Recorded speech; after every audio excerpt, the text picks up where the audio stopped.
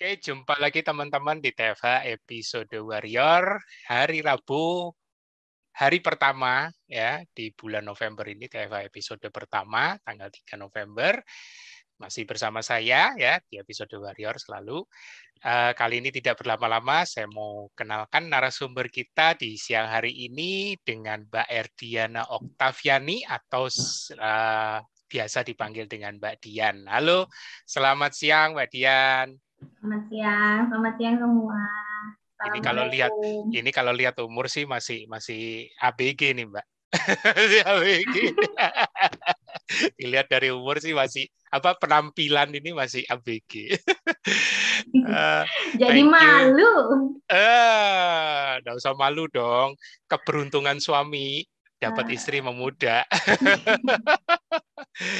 Oke, Mbak Dian, aku sebelumnya ucapin terima kasih mau berbagi atau Mbak Dian aku hubungin untuk yuk kita berbagi yuk di TFH karena aku jujur melihat tulisan Mbak Dian, aku lihat pantau beberapa ini cukup menginspirasi dan sepertinya teman-teman layak untuk diceritakan ya kan dalam bentuk video kita ngobrol seperti ini.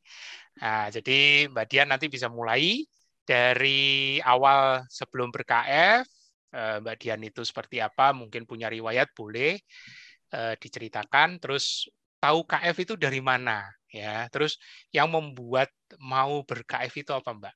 Nah, itu. Nah, kalau sudah, baru kita Mbak bisa cerita tentang manfaat yang didapat dan pengalamannya selama ber-KF, up and down-nya terutama. Ngomong-ngomong, Mbak Dian sudah berapa lama ber-KF?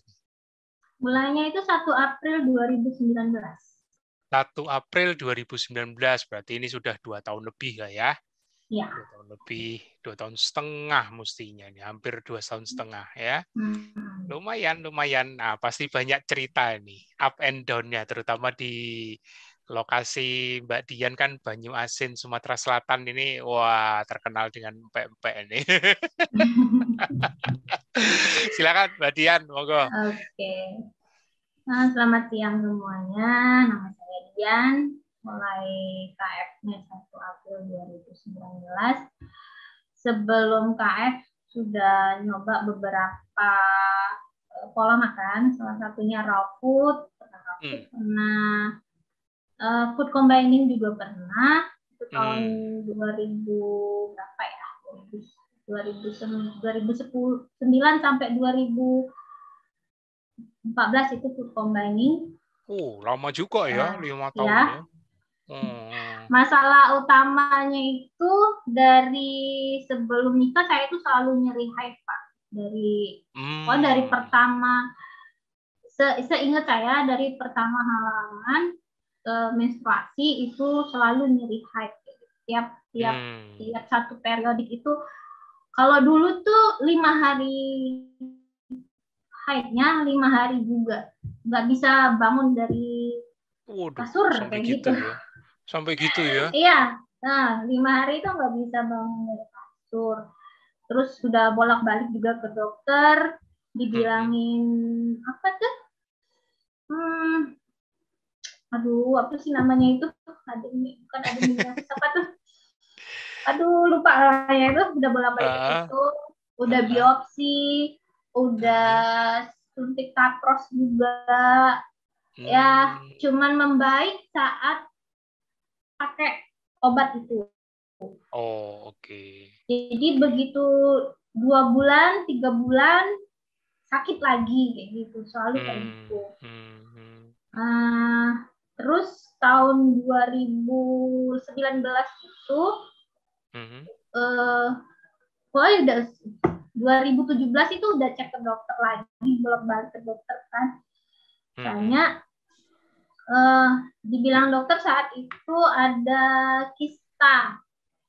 Ingatnya ini yang udah tahun 2017 itu ada kista katanya. Ukurannya 2 cm. Terus dibilang dokter, ini masih terapi, bisa diterapi, nggak perlu operasi kayak gitu kan. Jadi terapi ya, balik lagi begitu diterapi hanya 3 bulan selama minum obat. Kan obat itu kan 3 bulan, selama 3 bulan itu mau obat sakit, masih sudah 3 bulan sakit lagi kayak gitu, selalu kayak gitu. Nah terus puncaknya tahun 2019, awal 2019 itu sakitnya sepanjang hari, nggak cuman pas lagi halangan. Jadi 1 bulan penuh itu sakit nggak bisa bangun gitu. Kalau nggak pakai painkiller, painkillernya juga harus double, yang oral sama yang supos kayak gitu. Baru bisa aktivitas, baru bisa bergerak kayak gitu. Jadi periksa ke dokter, dibilang dokter itu ada tiga. Ada adenomyosis, terus ada myom juga, sama penebalan dinding rahim. Adenomiosisnya itu udah 9 cm dong. Udah 9 cm, myomnya juga udah 5 cm kayak gitu kan. Udah nih, udah bikin jadwal operasi sama dokter. Pokoknya jadwal operasinya itu kalau nggak salah 5 April. 5 April nih jadwal operasi. Terus aku kan punya gabung di grup WhatsApp alumni UGM kayak gitu kan. Jadi di grup itu udah kayak gini, insya Allah tanggal segini aku mau operasi, mohon doanya ya, aku bilang kayak gitu. Terus ada salah satu anggota di grup itu japri, masalahnya apa Mbak Dian? Kan udah cerita gini gitu kan. Dibilangnya, Mbak Dian gimana kalau coba KF deh? Coba keto dulu, sebulan aja. Nanti kalau sebulan itu nggak ada perubahan, terserah katanya. Mau balik makan nasi lagi juga terserah, gitu kan. Ya pada dasarnya karena aku riwayat food combining, ya nggak terlalu bergantung sama nasi sebenarnya kayak gitu kan. Iya. Nggak terlalu bergantung sama nasi. Terus ya walaupun orang Palembang nggak juga yang doyan pempek banget tuh, enggak, biasa aja kayak gitu. Berarti cuman orang pendatang aja ini yang terlalu bombastis. Oke, enggak apa-apa. Terus ya udah, caranya gimana? Aku tanya kayak gitu kan. Ada harapan kurang lebih. Iya, caranya gimana? Dia cuma bilang gini, intinya berhenti nasi katanya kayak gitu kan, berhenti karbo katanya. Nah sebelumnya itu aku emang agak gimana kayak gitu di Facebook itu kan sering tuh tahun 2018-2019 itu apa no karbo kayak gitu kan. Aku suka usil. Dia bilang no karbo, tapi di dalam piringnya itu masih ada kentang, masih ada wortel, masih ada sayuran. Jadi aku iseng ya, loh di sayuran itu ada karbonya loh, aku bilang kayak gitu kan. Kentang itu karbohidratnya tinggi juga, aku bilang kayak gitu kan. Katanya yang penting kan nggak nasi, katanya kayak gitu kan. Ya berarti motonya yang no karbo itu nggak bisa, aku bilang kayak gitu kan. Ya gitulah Mas ya. Jadi begitu dibilangin sama si Mbak tadi suruh berhenti karbo, katanya kayak gitu kan. Terus katanya nanti aku invite ya ke grup, katanya kayak gitu kan. Terus di-invite lah di grup itu. Aku ingat itu tanggal 28 atau 29 Maret gitu. Invite lah di grup KF kayak gitu kan ya. Udah baca semua tuh. Semua yang ada di grup itu tak baca semua kayak gitu selama 2 hari. 2 hari kayak gitu kan. Terus coba ada Mas Tio kan kalau nulis suka melampirkan link jurnal kayak gitu kan ya. Iya. Nah, betul. Jadi link jurnal yang dilampirkan sama Mas Tio itu tak baca juga kayak gitu kan. Bersyukurnya masih punya apa ya? Masih keanggotaan di PubMed kayak gitu masih ada kayak gitu kan. Oke. Jadi, keren juga nih. Jadi beneran ya dibaca kayak gitu ya. Kayak Mas Jo bilang kalau dulu mau cari keyword ketosis itu kan susah. Yang ada keton. Ya iya, keton sama low carb yang banyak kan gitu. Jadi itu yang dicari. Pokoknya selama 2 hari itu baca semua pokoknya. Baca yang pokoknya dibaca kayak gitu kan. Ya udah langsung nggak ada niatan. Sebenarnya dari tanggal 30 itu aku udah nggak makan nasi. Dari tanggal 28 29 itu nggak makan nasi. Tapi di dalam menu karena kan aku selalu ngebekal nih Mas. Berangkat kerja itu ngebekal. Ya nengok di catatan bekal, oh ternyata masih ada sayurnya nih, berarti aku belum. Iya. Masih ada lettuce kayak gitu kan, lettuce, selada. Oh masih ada sayurnya nih, berarti tanggal segini aku belum. Nah, pas nengok menu tanggal 1, wah berarti tanggal ini nih udah mulai. Makanya aku bilang kalau dibilang mulai KF-nya ya tanggal 1 kayak gitu. Karena nengok di menunya itu nggak ada sayur lagi gitu. Oke. Terus ya berjalan 3 minggu pertama itu entahlah itu entah HC atau alarm, aku nggak paham kayak gitu ya Mas ya. Intinya dalam 3 minggu itu berat badanku dari 60 kilo turun jadi 45 kilo. Oh, dulu overweight juga berarti ya? Enggak dong Mas, tinggi aku kan 160. Oh, tingginya 160. Soalnya lihat di fotonya, berusaha bayangin, kayaknya nggak gede-gede amat, tapi begitu bilang 60, oh berarti tinggi ya? Tinggi ya? Tinggi aku 160, jadi menurut kebanyakan orang ya masih balance lah kayak gitu, masih ideal gitu. Walaupun baju udah banyak yang agak kayak lemper gitu kan, body gitu.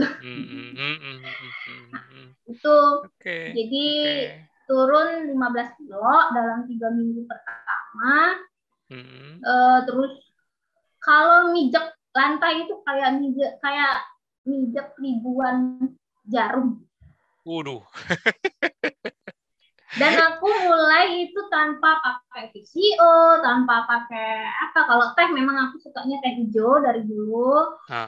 Ya garam seadanya kayak gitu kan. Tanpa VCO, tanpa apa-apa, bener-bener tanpa IH juga. Nggak ada. Pokoknya cuman dibilang temen stop karbo, ya udah stop kayak gitu kan. Nggak mikir panjang lah kayak gitu. Intinya aku cuman udah capek kayak gitu kan. Udah capek sama sakitnya kayak gitu. Terus tapi sedikit aku selak. Kan tanggal 1 mulai, 1 April. Tanggal 5 kan operasi jadwalnya. Batal, kabur. Wih, itu tadi soalnya agak lompat, soalnya 3 minggu berasa kayak gitu ya kan. Terus tapi tanggal 5-nya gimana tuh? Maksudnya jadi langsung batal aja, yakin batal. Gitu ya? Iya, batal. Batal aja kabur. Ya. Aku bilang intinya aku coba dulu lah, paling enggak 3 bulan nih kayak gitu kan. Aku coba dulu, kalau temanku bilang coba sebulan katanya kayak gitu kan. Tapi aku dalam hati bilang aku coba 3 bulan lah, bilang kayak gitu. Kalau 3 bulan nggak ada perubahan, aku bilang kayak gitu kan.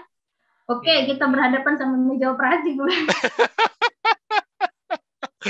ini Bapak udah teguh banget ibaratnya, daripada udah bosen sama obat, udah sakit ya kan. Sakit kayak gitu kan. Iya. Lanjut Pak. Oke, sip. Nah, 3 minggu pertama itu kan ya suami juga sebenarnya mau pola makan apapun dia oke kayak gitu. Dia juga tahu kalau gula itu nggak bagus sama sekali kayak gitu kan, tahu kayak gitu. Nah, dia juga walaupun belum masih karbo tapi sudah dikit banget. Juga. Nah, apalagi kan dia juga kalau sekarang ini posisinya dia bodybuilder gitu, mulai gedein badan kayak gitu. Keren. Sip. Jadi paham lah negatifnya karbo gula itu seperti apa, dia tahu. Iya, apalagi lihat istrinya perjuangan sebelum ber-KF kayak gitu, sebulan sakit gitu, konsumsinya painkiller, aduh ya pasti didukung lah, masa nggak didukung. Lanjut Mbak. Terus dalam 3 minggu itu dia nanya, Suami nanya, ya mungkin nengok aku juga kondisinya enggak sakit, sakitnya tuh udah berkurang jauh, enggak sakit, tapi ngeluhnya itu kayak hal yang remeh banget, nggak bisa ngapa-ngapain tapi ya Mas. Apa tuh? Jadi misalnya kayak sebentar nanti kayak demam kayak gitu, greges kayak gitu kan. Greges, yang kayak kedinginan kayak itu. Kalau batuk flu nggak ada, batuk flu nggak ada kayak gitu kan. Tapi kayak greges ya itu tadi, mijek lantai itu sakit kayak semua. Jarum. Kayak orang cikungunya itu loh Mas. Nah gitu. Suami nanya, begitu dalam kondisi gitu dia tanya, ini mau terus katanya kayak gitu kan. Diuji. Mau terus katanya kayak gitu kan. Diuji. Tapi itu begitu tanggal 1 aku udah nggak, bahkan begitu mulai berhenti karbo aku nggak minum painkiller lagi tuh. Beneran, aku nggak minum painkiller tuh. Keren. Ditanyanya mau lanjut katanya kayak gitu kan. Iyalah aku mau lanjut, aku bilang kayak gitu kan. Ini kan cuman walaupun aku tuh kurang fit kayak gitu, tapi aku bisa aktivitas gitu loh. Ketimbang kalau pas sakit itu nggak bisa aktivitas kayak gitu. Tanpa painkiller aku nggak bisa ngapa-ngapain gitu kan. Mau lanjut katanya. Ya aku bilang lebih baik aku terlihat sakit sekarang, aku bilang kayak gitu kan, tapi nantinya bakal sehat daripada terlihat sehat tapi numpuk penyakit, aku bilang kayak gitu sama dia. Keren. Manggut dong suami. Iya diterusin. Oke. Terus ingin memastikan ini ya Mas, sebulan kemudian aku cek ke dokter. Dokter tuh kan ya aku kabur dimarahin dulu lah sama dokter. Iyalah. Dimarahin, diomelin gini gitu kan. Ya udah. Tapi ada perubahan. Si adenomiosisnya itu berkurang 2 cm, dari 9 cm jadi 7 cm. Terus penebalan dinding rahimnya yang dari 3 cm itu jadi 2 cm. Pokoknya berkurang semua. 1 bulan itu ya? Dalam 1 bulan. Berkurang semua itu. Termasuk miomnya juga berkurang kayak gitu kan. Ukurannya itu mengecil kayak gitu. Tapi dokternya tetap ngomel-ngomel macam-macam. Aku nggak bilang kalau aku keto, nggak bilang aku. Cuma bilang, kok berat badanmu turun banget katanya, kok ngapain gitu diomelin kayak gitu kan. Aku senyumin aja gitu, aku males kan kayak gitu, senyum-senyum aja. Nah, terus bilangnya bulan depan ini, jadi gimana operasinya? Nantilah dokter, aku bilang kayak gitu kan. Kapan-kapan lah, sekarang kok mundur lagi katanya kayak gitu kan. Nantilah aku bilang kayak gitu. Udah bulan depannya disuruh cek kayak gitu kan, disuruh datang lagi kayak gitu. Nggak datang. Padel. Nggak kontrol karena itu tadi merasa baik kayak gitu kan Pak. Merasa baik, jadi nggak kontrol. Nah bulan ketiganya aku datang lagi. Baru datang bulan ketiga. Iya, bulan ketiganya dibilangnya gini, kalau habis halangan datang ya katanya kayak gitu. Karena kan aku juga promil kan tempo hari kan Pak ya. Iya. Jadi kalau habis halangan datang. Nah bulan kedua aku nggak dapet. Mungkin pengaruh dari ini juga kan. Bulan kedua aku nggak dapet kayak gitu. Bulan ketiga baru aku datang karena habis halangan datang kayak gitu kan, nemuin konsul lagi ke dokternya. Ngobrol, kaget dia. Bersih semua. Wih, 3 bulan bersih. 3 bulan bersih. Bersih itu 3 bulan. Baru dia terkagum-kagum dong. Kaget aja, kok bisa bersih? Kamu ngapain? Katanya. Aku senyum aja, aku tetap nggak mau bilang kalau aku keto kayak gitu kan. Mestinya dijawab, kamu ngapain? Aku nggak konsul. Gitu. Aku nggak bilang kalau aku keto kayak gitu kan. Tapi ya teman-teman seruangan, teman-teman aku selalu bilang kalau nanya ini yuk makan pempek. Enggak, aku enggak mau pempek. Bilang kayak gitu. Aku telur dadar aja. Bilang kayak gitu bilangnya. Keren. Aku telur dadar aja kayak gitu. Nanti ada yang apa misalnya kalau ulang tahun kan suka tumpengan kayak gitu kan Pak ya. Aku nyomotin ayam goreng sama telur rebus, yang lain ambillah. Nah gitu. Ya terus membaik kayak gitu ya. Memang kalau bisminorenya masih, tapi kalau sebelumnya 5 hari dapat 5 hari nggak bisa ngapa-ngapain. Kalau sekarang itu paling hari pertama sama hari kedua aja. Terus yang aku kan punya riwayat apa namanya tuh angina pectoris unstable ya Pak ya. Jadi anytime, anywhere, tanpa ada pencetus yang jelas, kadang-kadang suka nyeri dada sampai sesak. Gitu. Dan itu ya kadang sebulan itu sampai beberapa kali kumatnya gitu. Nah, sejak itu udah lama nggak kumat-kumat. Ada riwayat GERD sama anxiety juga. Nah, itu juga lama nggak kumat. Ya, membaik lah kayak gitu sampai akhir 2020. Akhir 2020, aku ingat itu Desember, aku ada dinas ke Jakarta. Itu sudah mulai musim pandemi, Pak. Oh iya, betul. Nah, sudah aku dinas di Jakarta, pas pulang, aku tuh nerima tamu waktu di Jakarta itu, nerima tamu temenku, dia main ke kamar kayak gitu, pas pulang dapat kabar dia positif. Tuh. Langsung shock dong. Iya, langsung keluar semua kayak gitu. Udah coba manajemen stresnya gimana, mengatur, tetap nggak bisa kayak gitu kan. Sudah sampai tempo hari kan kalau mau PCR lama hasilnya. Ya, memang masih lama. 7 hari atau 14 hari? Iya. Lebih. 14 hari, Pak. 14 hari, ya nah, betul. Nunggu hasil PCR itu udah nggak bisa. Nggak kebayang lah Pak gimana. Soalnya COVID-nya lagi dahsyat-dahsyatnya itu. Iya. Itu jadi bener-bener up and down luar biasa kayak gitu kan.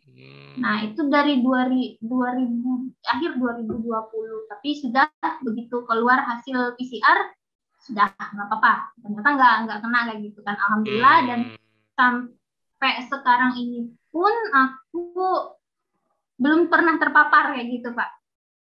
Syukurlah. Karena aku nyadar aku punya komorbid kayak gitu kan. Jadi itu tiap minggu aku selalu antigen kayak gitu. Oh, tiap minggu antigen. Ya, apalagi kan aku kerjanya di rumah sakit, Pak. Iya. Nah, jadi ya menjaga diri sendiri sama menjaga keluarga kayak gitu kan. Jadi tiap minggu aku antigen kayak gitu. Memastikan diri. Oh, terus ya nenangin hati lah kayak gitu kan ya, Pak ya. Iya, soalnya kalau lihat karakternya Mbak Dian gampang terpicu soalnya. Iya, nenangin hati kayak gitu. Nah, tapi ya itu tadi Pak, mungkin karena aku nggak bisa ngelola stresnya. Aku kira dengan sampai aku nggak bisa tidur, sampai beberapa hari itu nggak bisa tidur kayak gitu kan. Balik lagi yang dulu suka insomnianya itu kumat parah. Kumat lagi. Kumat lagi. Aku coba workout kayak gitu kan. Tapi semakin aku banyak latihan beban, aku semakin nggak bisa tidur. Itu aku bingung sampai kan apa gimana kayak gitu kan. Aktifin harus tekan rem kayak gitu kan. Hibernasi nih, coba hibernasi. Itu ambil waktu cuti, libur seminggu, aku coba hibernasi. Oke, seminggu itu bisa, tapi begitu balik kerja lagi balik lagi kayak gitu. Balik lagi kayak gitu kan. Karena ya aku sadar stresornya itu di tempat pekerjaan, Pak. Aku sadar stresornya itu di tempat pekerjaan, tapi aku nggak bisa mengelola kayak gitu. Iya. Aku nggak bisa mengelolanya itu, karena aku di situ aku nggak bisa mengelolanya, aku nggak bisa manajemennya gimana, nggak bisa gitu kan. Nah sampai bulan Maret, bulan April itu sebulan nyeri lagi, nggak pakai berhenti. Ya mungkin ya karena akumulasi itu kan pasti itu bukan mungkin ya pasti akumulasi gitu kan. Nah, sebulan itu nyeri lagi, nggak pakai berhenti, balik lagi pakai painkiller 2 jalur. Ya dibilang dokter tempo hari pas cek ada kista, tumbuh lagi 5 cm sama miom. Tuh, miomnya tempo hari 3 cm. Terus karena udah nggak sanggup lagi aku sama nyerinya, padahal aku masih enggak tetap keto, nggak pernah cheating atau apa, enggak, aku kayak gitu kan, tetap on track kayak gitu. Nah, jadi bingung lah mau gimana, ya udahlah aku bilang operasi aja kalau memang siapa tahu bisa jadi lebih baik kayak gitu. Akhirnya 9 Juni kalau nggak salah, 9 Juni ya operasi kistektomi, kistanya yang diangkat. Ukurannya 5 cm. Kistektomi diangkat, tapi miomnya nggak bisa karena posisinya beda. Kistanya posisinya di ovarium, miomnya itu di dalam rahim. Oh, di dalam ya? Iya. Jadi dokter bilang untuk ngikis, rencana awal emang mau diangkat semua, tapi ternyata mengikis kistanya aja udah lama. Aku di ruang operasi 3 jam ya Pak. Waduh. Nah, ngikis kistanya itu dia juga berpikir untuk menyelamatkan ovariumku kan, karena aku belum punya baby sampai sekarang. Nah, jadi dia mengikis kistanya, menyelamatkan ovarium, tapi miomnya belum bisa diangkat gitu.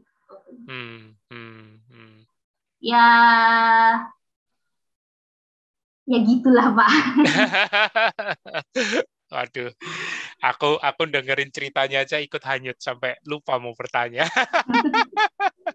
Jadi ceritanya operasi juga bulan kemarin ya berarti? Iya, bulan Juni, 9 bulan Juni. Ya, 9 Juni. Nah, sekarang kira-kira sudah bisa ngelola stresornya belum di tempat kerja atau masih gampang terpicu? Dibilang gampang terpicu, nggak juga sih Pak, cuman ya memang aku nggak bisa kelola stresnya. Iya. Jadi masih kadang-kadang suka senggol bacok gitu ya, kurang lebih lah ya. Iya. Tapi sekarang tidurnya memang bener-bener aku perbaikin. Memang ditidur Pak. Pokoknya ditidur kayak gitu. Kalau udah kebawa stres, udahlah biarin, pokoknya aku tidur dulu gitu loh maksudnya tuh. Iya, itu udah betul. Itu sudah yang betul. penting aku tidur kayak gitu kan. Kalau dulu kan aku nggak bisa tidur tuh sampai dipikirin terus, dibawa pulang. Iya, maksud hati dipakai workout biar badan capek terus tidur, ternyata nggak bisa. Iya, memang nggak bisa. Iya, ternyata nggak bisa. Jadi kalau sekarang, misalnya ini malam aku harus tidur paling, katanya kan kalau di KF kan jam 10 ya Pak ya. Ini molor dikit lah, jam 11 aku tidur jam 11. Pokoknya dari jam 10 itu aku udah di kamar, udah matiin lampu, naruhin handphone jauh-jauh kayak gitu kan ya. Memang tetap butuh waktu antara jam 10 itu, pokoknya jam 10 udah mulai kayak gitu kan, karena kalau mulai menurunkan ritme kayak gitu kan ya. Iya, menurunkan tensi lah. Terus tensi pikiran. Pakai segala macam aku coba. Awal-awal itu memang sampai pakai melatonin kayak gitu kan Pak ya. Pakai melatonin ternyata ya awalnya ngaruh, tapi kok lama-lama kebal. Iya, lama-lama kebal gitu. Nah, terus Betul. sekarang lebih banyak ya coba relaksasi. Kalau sebelum mulai dari jam 10 itu mulai disingkirin semua. Relaksasi, pakai essential oil, kayak gitu aja lah Pak, yang menenangkan diri. Ya biasanya paling lambat jam 11 itu udah tidur. Udah tidur ya. Bangun jam berapa? Subuh. Subuh ya. Subuh. Oke. Jarang kalau kebangun malam atau gimana enggak. Subuh baru aktivitas yang mau bersih atau ke toilet gimana tuh subuh biasanya. Oke. Nah, ada lagi nggak? Ada lagi nggak? Kayaknya itu aja Pak. Itu ya. Oke, seru nih ceritanya ya. Jadi aku melihat ada satu progres, tapi ternyata sempat ngalamin stresor, apalagi pandemi ya. Gimana ini menghantam kita semua ya, dimanapun di Indonesia bahkan seluruh dunia juga ngalamin. Nah, tapi sedikit aja nih pertanyaan remeh nih ya. Sempet galau enggak? Maksudnya waktu menyadari, ya ternyata juga harus operasi, ibaratnya gitu. Sempet galau enggak? Sempet mungkin merasa enggak ya? Enggak. Hmm. Ya itu tadi kita kan mempelajari KF itu dari konsep. KF nggak anti perawatan, KF nggak anti medis, KF nggak anti alternatif lain, nggak anti kan? Kalau capek butuh relaksasi, butuh dipijit silahkan.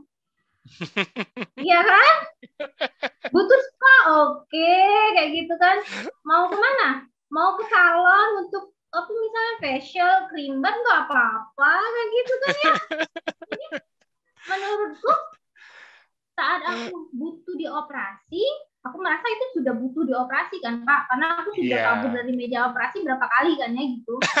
Kabur sebenarnya bisa kabur selamanya sih, maksudnya nggak akan dioperasi cuman ya gara-gara stresor ini aja sih.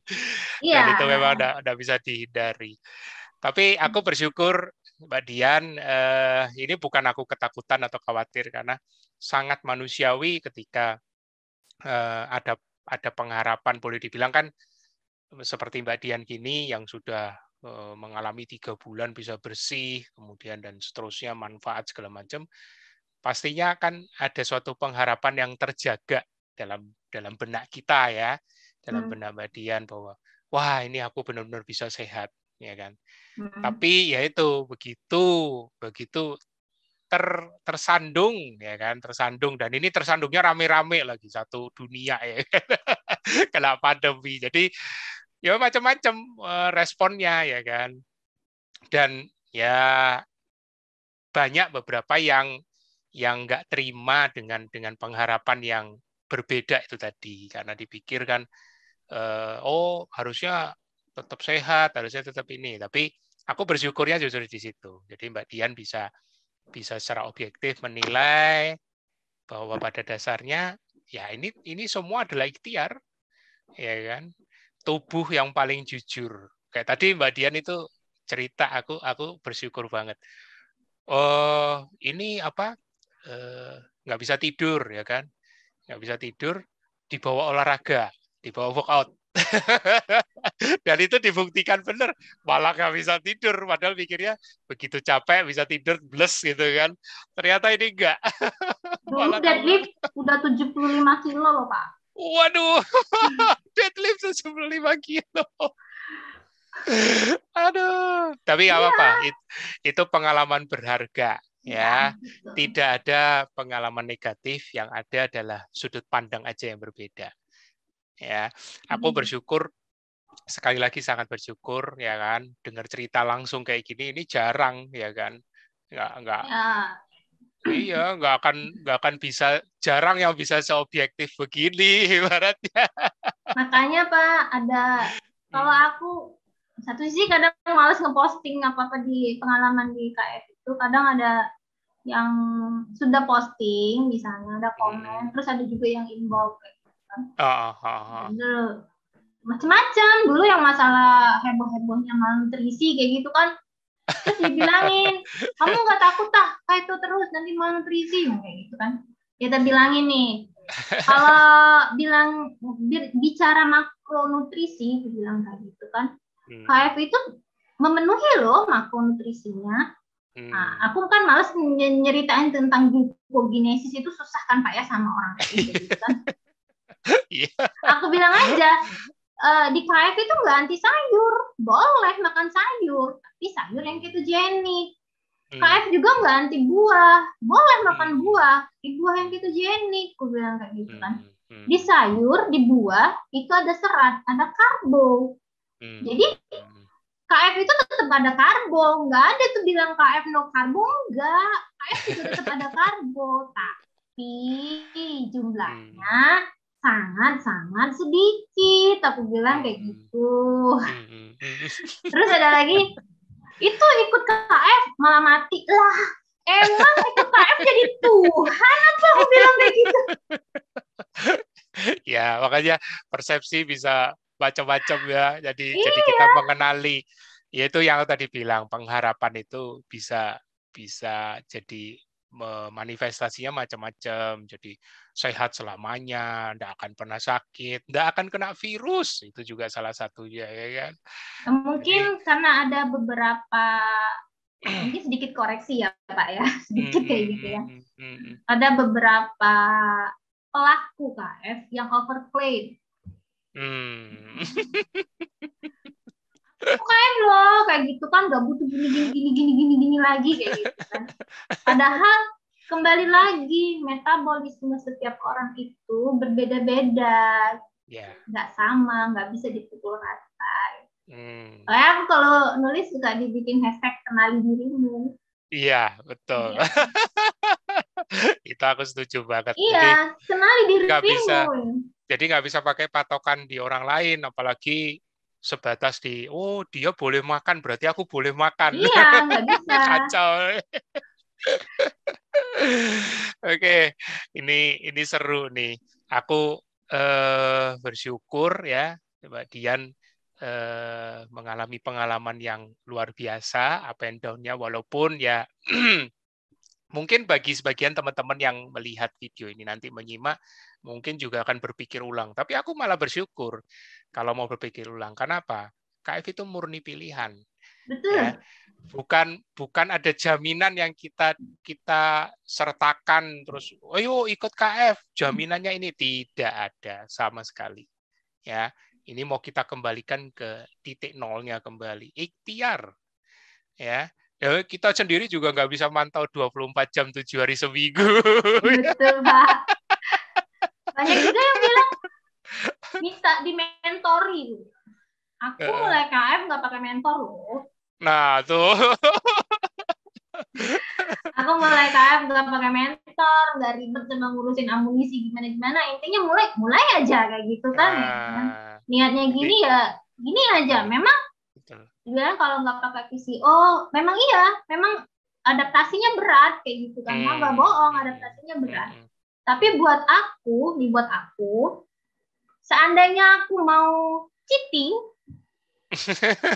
ingat waktu aku berhenti nasi kayak gitu kan, waktu mulai KF itu deritanya gimana kayak gitu kan.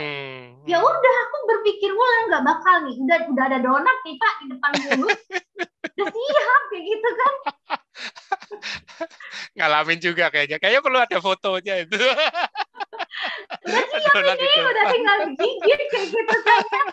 Nah, tapi ingat, dulu kan waktu aku mulai itu, luar biasa sakitnya kayak gitu kan ya.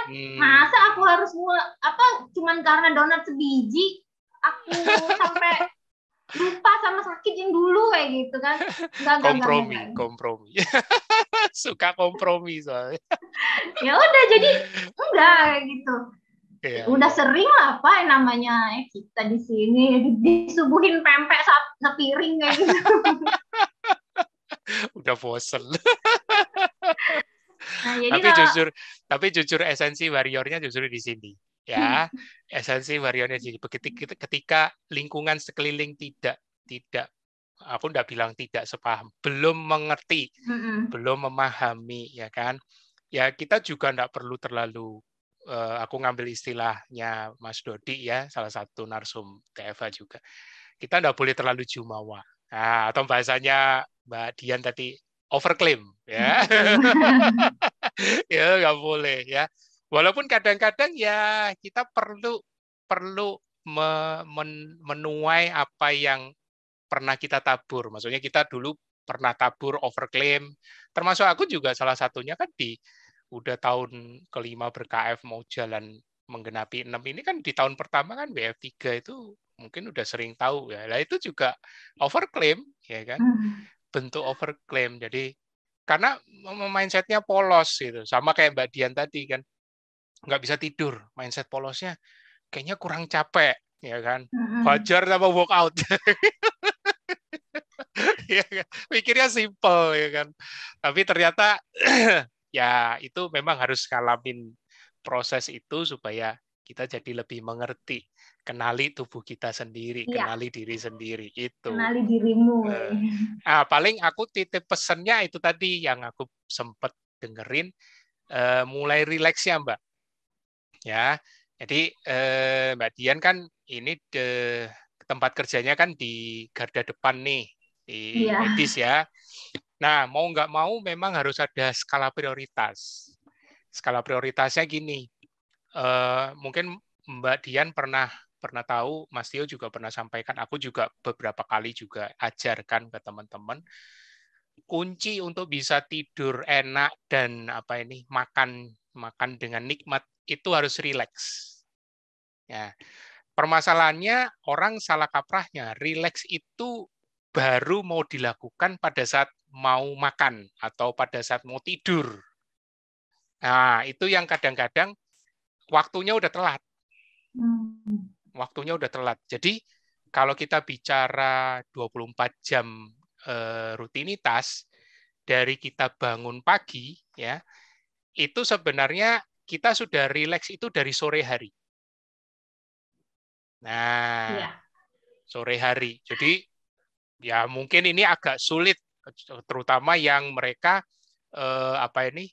shift 3 misalnya kan di pabrik atau yang ya macam-macam lah. Nah, tapi intinya ini makanya aku bilang skala prioritas. Ya. Jadi yang paling sibuk, paling berat beban buat tubuh itu justru di pagi. Kita kondisikan semua di pagi. Pagi sampai siang, siang itu tinggal 50%, ya kan? Kalau kita bicara shift, sore itu sudah mau pulang, kita harus sisakan, tinggal tersisa kerjaan itu 10%. Nah, jadi Mas Tio malah lebih sedikit habis asar itu udah jangan kemana-mana deh. Habis asar udah leye-leye aja, santai, paling beresin kerjaan udah tinggal pulang. Cuman kan kalau perempuan ini Pak ya, aku kan pulang kerja ini sampai rumah jam 5 di rumah masih ada lagi yang harus ada ini. Kayak gitu. Ya. Jadi makanya menurunkan intensitasnya itu loh. Ya, aku paham. Dan aku kadang-kadang memberi tips praktisnya, pasangan dekat kita, ya kan, pasangan hidup kita harus dilibatin. Karena kita tidak mungkin ini sendiri, ya kan. Jadi ya diskusikan, maksudnya kita bicarakan dengan suami atau dengan istri, ya kan, siapapun nanti yang melihat rekaman ini. Ini loh, aku pengen punya ritme harianku begini dengan tanggung jawabku seperti ini. Tapi aku butuh nih prioritas di sore atau malam itu sudah rileks, jangan diganggu ya. Udah Pak, kalau yang udah itu ya? udah. Cukup. Wah, mantap. Mantap. Kalau udah itu. Kalau yang itu udah. Kalau berbagi tugas juga udah, cuman ya itu tadi sebenarnya itu. Ada idealis juga nih, Mbak Dian. Ya. Bersyukurnya ya itu aja Pak, aku sudah bisa tidur, kualitas itu sudah makin membaik. Ya, walaupun secara durasi, kalau teman-teman tadi perhatiin, jam 11 sampai subuh itu masih 5 jam, tapi tidak masalah. Di sini subuhnya jam 5 loh, Pak. Nah, subuhnya jam 5 kan? Berarti jam 11, jam 5, 6 jam ya? Nah, makanya suka kadang-kadang ini Pak ya, suka curi-curi. Nah, pulang rumah, nyampe rumah kan jam 5 tuh biasanya, jam 5 sore tuh nyampe rumah. Nah, kadang itu suka curi-curi, jam-jam 5 istirahat sebentar, 10 sampai setengah jam gitu kan, setengah 6 istirahat, sampai kadang ketiduran itu. Jadi maghrib baru itu tubuhnya jujur tuh. Udah capek. Iya, capek kan. Maghrib baru bangun kayak gitu, baru nyiapin untuk malam, beres-beres dikit, kayak gitu aja sih sebenarnya udah. Iya. Nanti lama-lama akan ketemu. Iya. Dan tubuhnya Mbak Dian akan jauh lebih bisa beradaptasi dengan pola yang semakin lama semakin bagus, ibaratnya gitu. Nggak usah khawatir ya kan. Dan ini belum tentu yang bisa dilakukan Mbak Dian bisa diterapkan di yang lain. Nah, yang lain yang menyimak video ini ya harus bisa mencari polanya sendiri. Bahkan pola puasa yang pas itu juga harus dicari. Ya betul. Di protokol itu memang sudah dibilang ada fase induksi, konsul, sama maintenance. Nah, tapi yang namanya intermittent fasting itu bermacam-macam.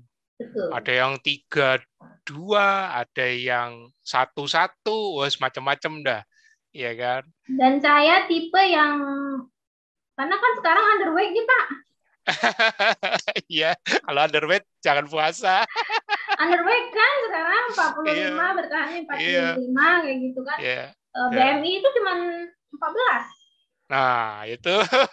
Jadi aku nggak ngotot puasa. Memang aku tetap intermittent, tapi maksimal itu 16 jam aku intermittentnya. Nah, selebihnya ya makan. Dan terus menunya juga aku nggak, kalau menurut KF kan kalau 16 jam harus induksi toh. Nah, aku kombinasiin Pak. Nggak tahu ini benar atau enggak kayak gitu kan ya. Cuman kalau menurut dokter Brock dan lain sebagainya itu sudah, yang penting kan menu ketogeniknya kayak gitu kan. Iya, enggak masalah. Itu aku kombinasiin. Misalnya hari Senin aku full hewani aja kayak gitu kan.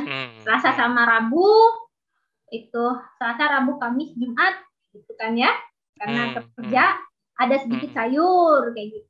Sabtu, Minggu anggap aja cheating day-nya itu aku bisa makan buah gitu loh.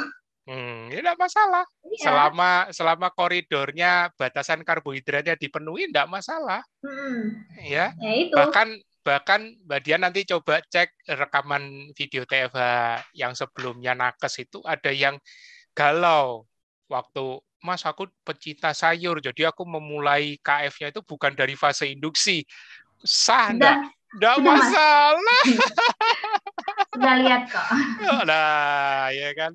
Jadi pahami fisiologi ketosis itu bukan dari makanan atau bahkan yang namanya keto vegan aja ada kok. Ada ya. Ada. Nah, cuman kalau sudah paham fisiologi, nah justru harus makin paham kenapa seperti tadi Mbak Dian bisa ngalamin pada saat nggak bisa tidur, dibawa olahraga malah tambah nggak bisa tidur. Itu juga ya, Mas, tempo hari kan kalau makan lemak nih kayak gitu kan, makan jeruk nih kayak gitu kan. Walaupun katanya nggak bisa nerima, basically kan nggak bisa nerima nih, rasanya gimana gitu kan ya. Paksain kayak gitu, paksain. Tapi kalau dipaksain kok makannya jadi dikit kayak gitu kan, jadi gampang kenyang kayak gitu kan. Wah, nggak cocok ini, gue bilang, makanya aku nggak lagi gitu. Makanya kalau yang sudah ngalamin kayak gini paham, ternyata lagi. Ada fungsinya ya, ternyata ada fungsinya VCO. Kenapa kok kita di protokol itu bilang rasio kalori, tapi itu bukan dari makanan doang, tapi justru dari satu hari, termasuk jendela puasanya. Nah, itu harus dipahami. Nah, cuman kalau kita bilangnya dari awal ya belum tentu orang mau ini, mana orang kan maunya udah makannya apa gitu ya. Iya, kayak makannya apa? Ya, apa? Banyak Caranya gimana? kalau DM makannya apa? Makannya ya makan. Bingung ngejelasinnya apa? Makannya apa? Makan ya kalau telur, ikan, ayam, daging, ya makan ya suka kayak gitu kan. Kalau nggak suka ya nggak usah kayak gitu.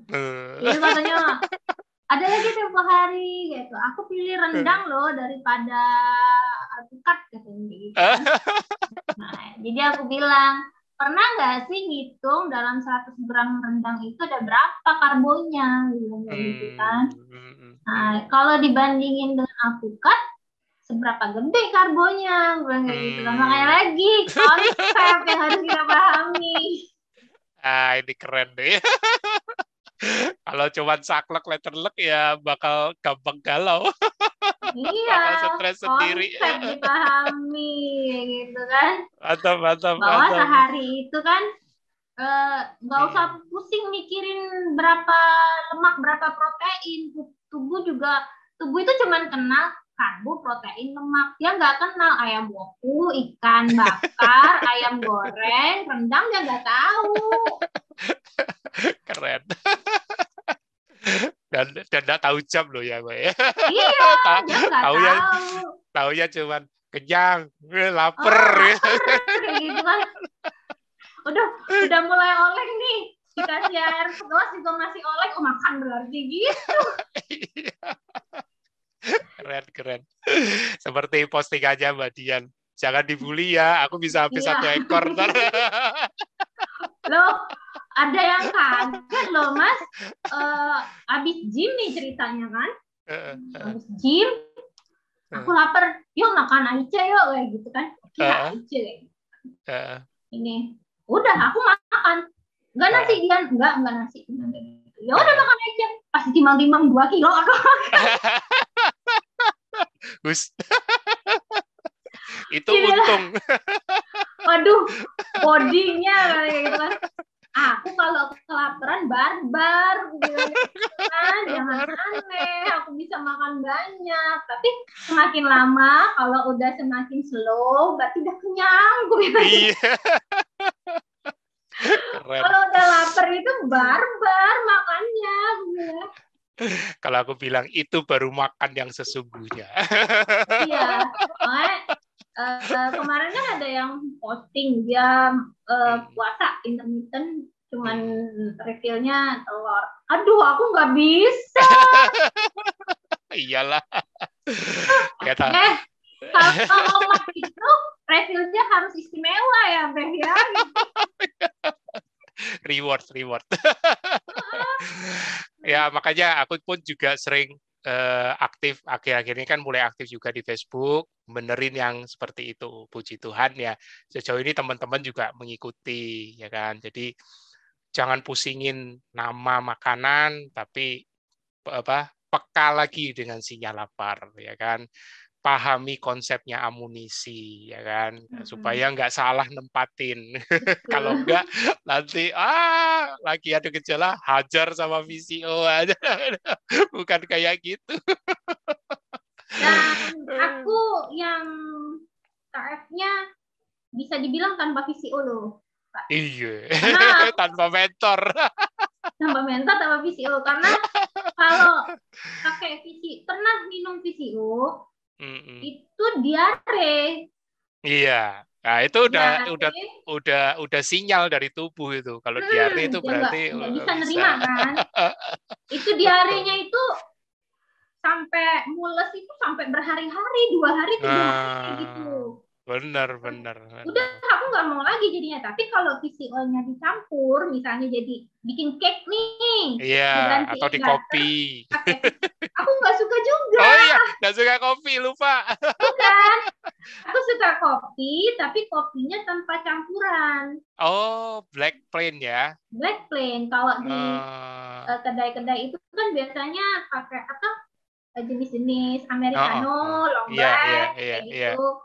Kalau nyeduh sendiri aku biasanya pakai filter, V60, kayak gitu. Nah, itu yang suka. Nggak mau yang dicampur santan, dicampur butter, dicampur whipped cream pun Aduh, jarang banget lah. Kadang-kadang lagi pengen ngopi cantik aja lah. Ya selera. Jadi teman-teman itu bentuk aja ya, jangan ini. Nanti, wow berarti yang bener kayak Mbak Dian tuh. Kopinya murni. Gua loh, jangan tuh. Oke Mbak Dian, nggak sadar ini kalau diterusin nggak selesai-selesai bisa jam 3 ini.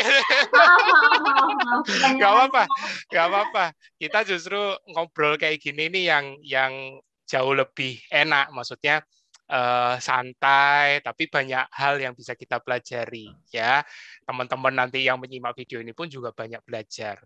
Monggo Mbak Dian kasih closing statement, boleh pesan atau motivasi atau apapun buat teman-teman yang nanti menyaksikan video rekaman ini. Monggo Mbak Dian. Kayaknya mengingatkan beberapa hari yang lalu pernah bikin tulisan. Kayaknya ini aku nggak tahu jadi suka kayak gitu kan. Setiap orang itu punya alasan untuk hidup. Ada dua, bertahan hidup atau berjuang untuk hidup. Oke. Ada yang memilih untuk berjuang untuk hidup. Ada juga yang memilih bertahan hidup. Kalau aku pilih kedua-duanya. Berjuang untuk tetap sehat, berjuang. Yang kedua berjuang untuk tetap sehat. Yang kedua bertahan ketosis dengan bahagia. Keren. Ada bahagianya itu. Bukan stres. Ya, bahagia itu harus diperjuangkan. Setuju. Kalau nggak bahagia gimana mau jadi lifestyle? Ya, betul. Aduh, luar biasa nih ya. Kapan-kapan kalau moga-moga bisa ke Palembang ya kan, tapi kayaknya masih panjang jalan ya kan. Tapi PPKM sudah lumayan turun, bahkan di Jakarta sudah level 1 menurut berita terakhir ya. Moga-moga kita semakin bisa kontrol ya kan. Masing-masing dari kita bantu pemerintah juga ya. Thank you loh Mbak Dian ya.